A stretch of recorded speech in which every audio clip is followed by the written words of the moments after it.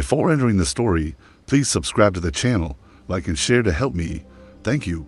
The brutal truth of prehistoric life, it begins with silence. Not the peaceful kind, the kind that tells you you're alone, no birds, no buzzing, no footsteps behind you. And in the Stone Age, silence meant one of two things.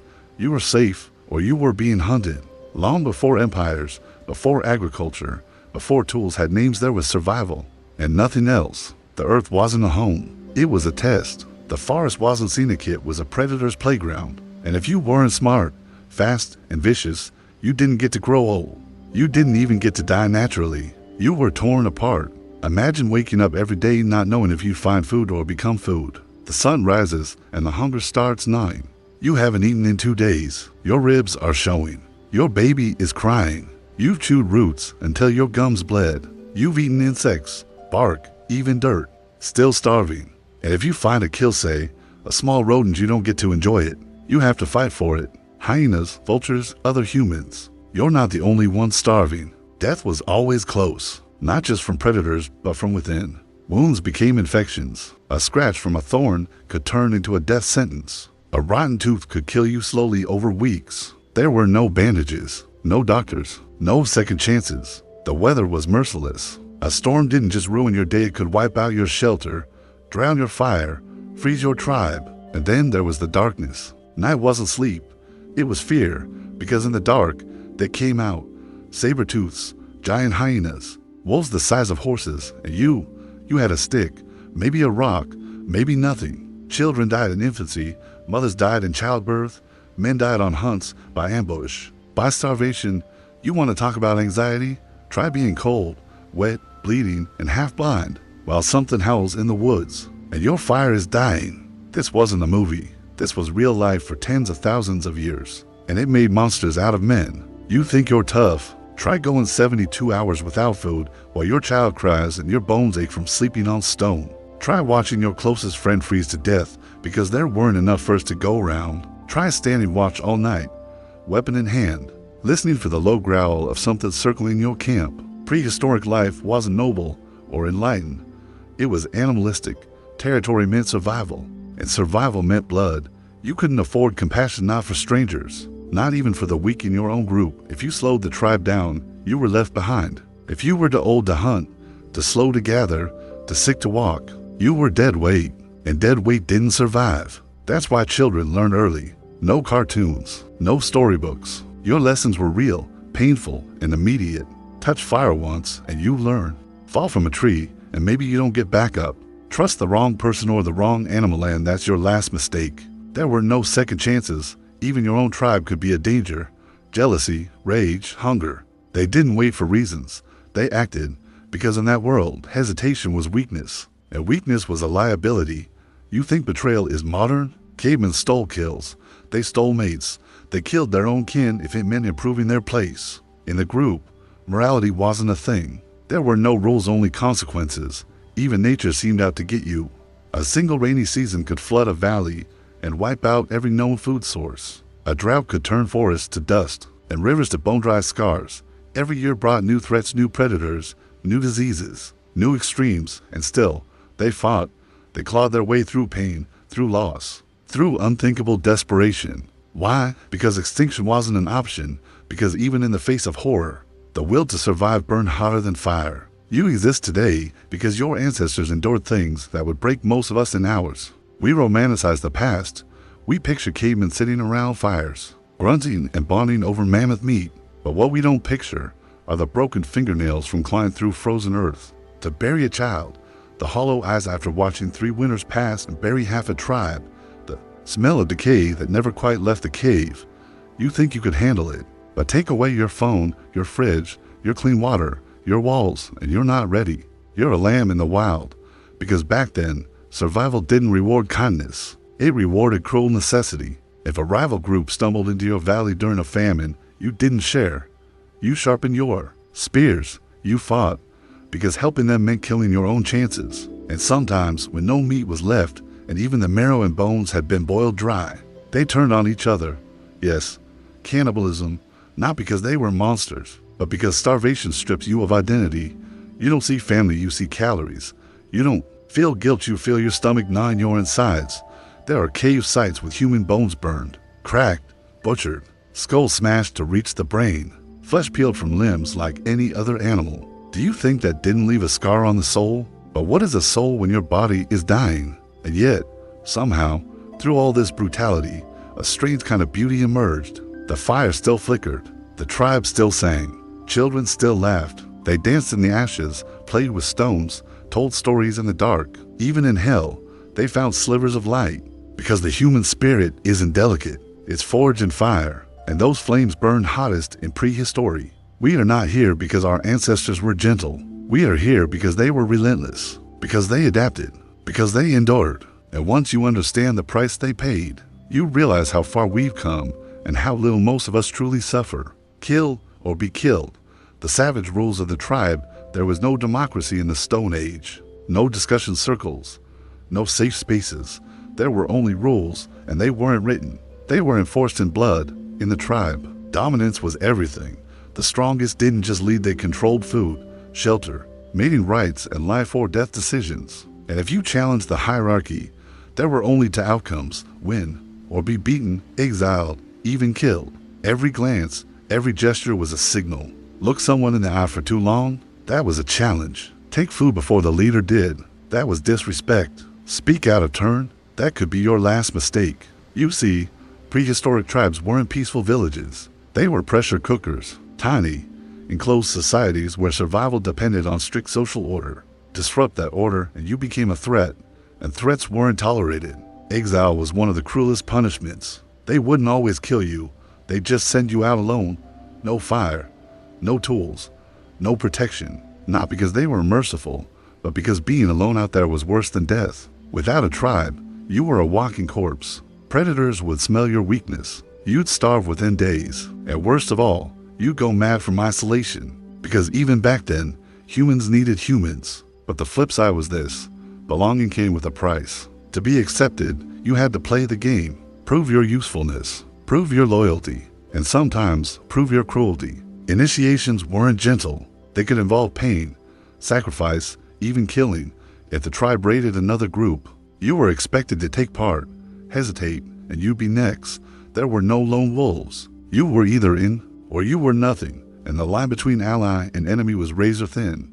Even blood meant little if power was involved. Brothers turned on brothers. Fathers exiled sons. Mothers abandoned the weak. Because if one limb weakens the body, you cut it off. This was the code, spoken through scars, silence, and instinct. You might think trust was sacred back then, that a tight-knit tribe of survivors meant loyalty, brotherhood. But the truth? Trust was a luxury. And in a world where your next meal or your next breath could come from someone else's misstep, betrayal was survival. If your hunting partner limped on the trail, that wasn't just a weakness, it was an opportunity. He slows the group. He gets more food than he earns. He's a liability, and in prehistoric logic, better one die than many starve. So sometimes, men disappeared on hunts. Women vanished after disputes. Elders were left behind accidentally on migrations. But it wasn't always that cold. Sometimes, betrayal wore a friendly face, a whispered rumor, a planted seed of doubt, a subtle manipulation that pushed the leader into anger and you into favor. Because cavemen didn't just fight with rocks, they fought with strategy. Even then, long before civilization, humans knew how to manipulate, how to play social chess with survival as the prize. There are burial sites that tell these stories, skulls with fractures not from animals, but from other humans, tools found buried in chests, corpses hidden outside the communal grounds worthy of tribe burial. These weren't accidents, they were executions, and sometimes they weren't even about power. They were about fear. If someone got sick, coughing, bleeding, wasting away, the tribe assumed they were cursed, contagious, dangerous, so they were cast out, even if they were a sibling, a parent, a child, because one life was nothing compared to the tribe's survival. You want to know what it took to stay alive? It took a heart that could shut off. It took eyes that never blinked. It took a soul hardened like the rock you slept on. Prehistoric life wasn't about thriving. It was about not dying. And sometimes, to avoid death, you had to become what you feared. Weapons, blood, and fire. The dark genius of caveman innovation. They didn't have blueprints. No textbooks, no professors, no labs, just pain, hunger, and desperation. But from those came innovation. When survival is on the line, you either adapt or you die. And our ancestors, they became terrifyingly creative. The first weapons weren't elegant. They were brutal. A sharpened stick hardened in fire. A jawbone used as a club. A stone so jagged it could split skin and shatter bone. But these weren't just tools. They were equalizers. Against teeth, claws, and muscle, our ancestors had invention. The spear changed everything. It gave distance. No longer did you have to wrestle a beast you could wound in from afar. Then wait, watch it bleed. And when it weakened, moving for the kill, they began to shape stone with intention flaking it, crafting points not just for killing animals, but for each other. Archaeologists have uncovered weapons buried in bodies, not hunting accidents combat. War, in its earliest form, imagine a tool made not for survival, but for domination, and it didn't stop there. They created traps from the entrails of animals baiting predators into pits, using gore as a lure. They learned to cover scent, mask footsteps, manipulate terrain. A hunting party could become a death squad with just a few branches, a well-dug pit, and enough patience. They learned to use fire as more than warmth. They weaponized it. Want to drive a predator from its den? Set fire to the entrance. Want to smoke out an enemy tribe? Light the forest and let the wind do the work. Fire was light, heat, and safety, but also terror, chaos, and power. They watched how it consumed, and they learned to control it not perfectly but just enough to make others fear them. This wasn't dumb survival. This was tactical evolution. They didn't just endure the darkness. They learned to set it on fire. Pain was their teacher, trial and error were the classroom, and death was the final exam. If a weapon didn't work, they didn't take notes, they just didn't come back. If a trap failed, someone starved. If a tool snapped mid-fight, that was it. Game over. So they learned fast. Because failure didn't cost embarrassment. It cost lives. You see, innovation didn't come from comfort. It came from terror. The axe wasn't born in peace. It was born when bones were too thick to crack with bare hands, when tendons needed slicing, when skulls needed breaking. And that tool, the stone axe, changed the balance of power. Suddenly, trees could fall, bones could be split, enemies could be shattered. They used everything. Skin became clothing. Bones became needles, hooks, and clubs. Sinew became rope. Even the skulls of enemies became trophies, masks, warnings. If that horrifies you, good. That means you've never been truly hungry. That means you've never watched your child cry while vultures circled the sky. They weren't wasteful. They were efficient. They didn't kill for sport, they killed to survive. And the darker their world got, the more brilliant they became. In frozen climates, they used animal fat as fuel, lit torches soaked in marrow and grease. In deserts, they stored water inside bladders and carved bowls from skulls. Innovation was resourcefulness, forced by desperation. Even the way they communicated evolved, not just with grunts but with signals, smoke, etchings on cave walls, early warnings, maps, messages. They were inventing language without even knowing it. Because when your life depends on understanding, you don't wait for vocabulary books, you find a way. Every day was a puzzle. How do I stay warm, dry, fed, alive?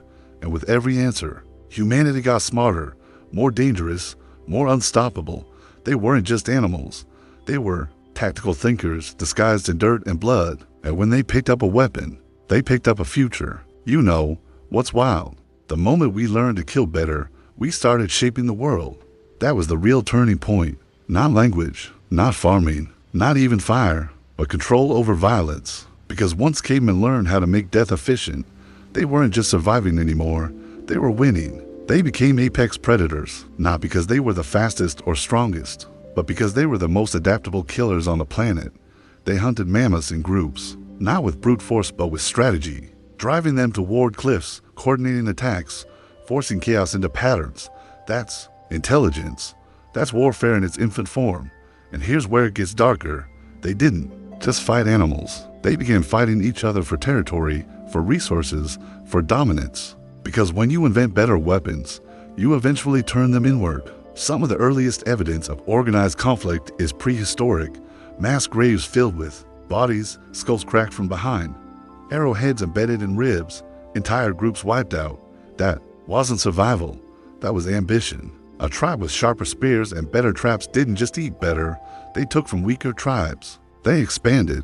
It was the beginning of war, of conquest. of empire in its rawest, bloodiest form. And every time a smarter tribe defeated a less prepared one, they passed down more than just genes. They passed down tactics. Every scar, every kill, every fire lit was a footnote in human evolution. You want to know why we have drones and missiles today? Because once upon a time, some starving man sharpened a rock and realized it gave him power. That same spark, the spark of tactical survival, never left us. It evolved. It put on suits. It built nations. But deep down, it's still there. The mind that made bone daggers and set fires in the dark is the same mind that made skyscrapers and nuclear bombs.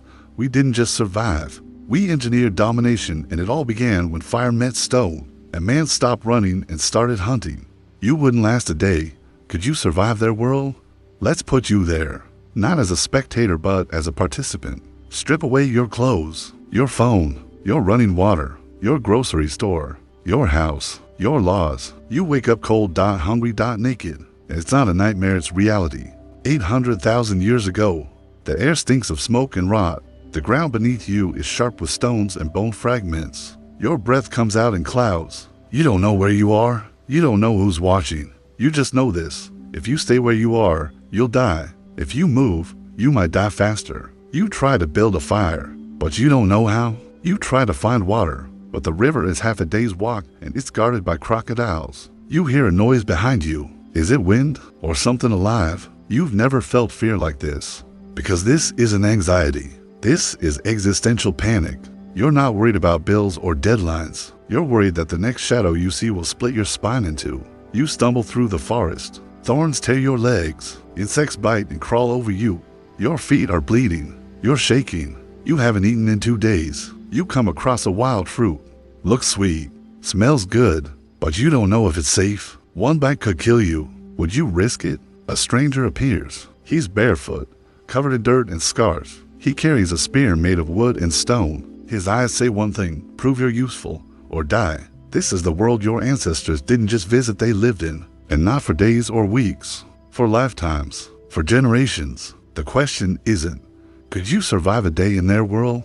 It's, could you become who they had to be without losing yourself? You've never killed anything. Not with your hands, not with your eyes locked on a living creature as it tries to run and fails. But here, you either kill or you don't eat. That squirrel, it's not cute, it's dinner. That deer, it's not majestic, it's life. And you can't afford mercy. Not here. Your first kill isn't clean. You miss. You chase. It screams. You slam a rock into its skull until it stops moving. Your hands shake, not from guilt, from the adrenaline. You feel alive, more alive than you've ever felt. Not because it was right, but because it was necessary. You tear open the meat, raw, bloody. You eat it anyway, because your body doesn't care about modern standards. It cares about fuel. You don't sleep much anymore. The nights are too cold, too dangerous. You curl near the fire. If you're lucky enough to get one started, every snap of a twig jolts you awake. You clutch your weapon, heart pounding, and when the storms come, they don't just inconvenience you, they become your executioner. Floods wash away everything. Lightning strikes trees near your shelter. A night without fire is a night without hope. But then something changes. You stop flinching. You stop hesitating. Your body hardens. Your senses sharpen. You learn which berries will kill you. You learn which animals bluff and which will tear out your throat. You learn to smell smoke from miles away, to follow footprints, to disappear into the woods without a sound. You become them. You understand now why they were ruthless, why they exiled the weak, why they turned on each other, because the line between human and animal is thinner than we like to believe. And in their world, the only morality was, did you make it to the next sunrise? That was the scoreboard. That was the gospel. And the only sin was dying stupid. It's been weeks now. You don't count days anymore, just sunrises. You've lost weight. Your ribs show. Your feet are calloused. Your hands are blistered. Your eyes hollow, alert. Unblinking have seen things they'll never forget. You've killed. You've scavenged. You've stolen food from wolves. You've fought off another human with a stick. You've survived. But you're not the same. There's no mirror out here. But if there were, you wouldn't recognize yourself. Because now, survival isn't a question. It's a condition. It's what you do, what you are. And that's the truth we bury in modern comfort. Survival changes you. It erases softness. It rewrites your instincts. It burns away identity until what's left is pure function. And maybe, just maybe, that was always inside you. You see, we carry them, those ancient people. Their rage, their resilience, their fear, their fire. It's in your bones, in your reflexes, in the reason your heart races when you hear a branch snap in the dark, in the way your gut tightens when someone invades your space, in your hunger to win, to prove, to overcome. Civilization didn't erase that. It just put it in a suit. But make no mistake, if the lights went out, if the cities crumbled, if the rules vanished tomorrow, you'd feel it wake up. The part of you that doesn't care about likes or labels. The part of you that would eat worms, drink mud, kill a stranger just to see another sunrise. That's not weakness. That's your heritage. We didn't get here by being kind. We got here by being relentless, clever, cruel when we had to be, and human deeply, imperfectly, brutally human. So if you ever wonder why you feel restless, why comfort never truly satisfies, why there's something primal just beneath the surface, now you know. You're not broken. You're descended from survivors, and they didn't run, they didn't beg, they didn't quit, they adapted, they endured, they conquered. So now you know. What cavemen did to survive wasn't just horrifying, it was essential. It was human. They didn't have the luxury of morality when the winds howled, when the fire died, when death circled their camp like a vulture. They made choices we judge today, but we only get to judge because they made those choices. You are not separate from them. You are their result, their victory, their living proof that brutality and brilliance can share the same breath. The warmth in your room, the phone in your hand, the civilization around you, all built by generations who bled, starved, fought, and crawled through 1,000 winters just so you could wonder what they were like. Now you know. They were not soft. They were not polite. They were not clean. They were wild, relentless, terrifying. And they were you, just in another time. So the next time life tests you, the next time it hurts, and you think you can't take it, remember your bloodline. You are not fragile. You are not average. You are descended from monsters, survivors, firemakers, and warriors. There is a part of you that's older than fear, tougher than pain, stronger than doubt. That part is still there, just waiting to be woken. And when it is, you won't just survive. You'll dominate.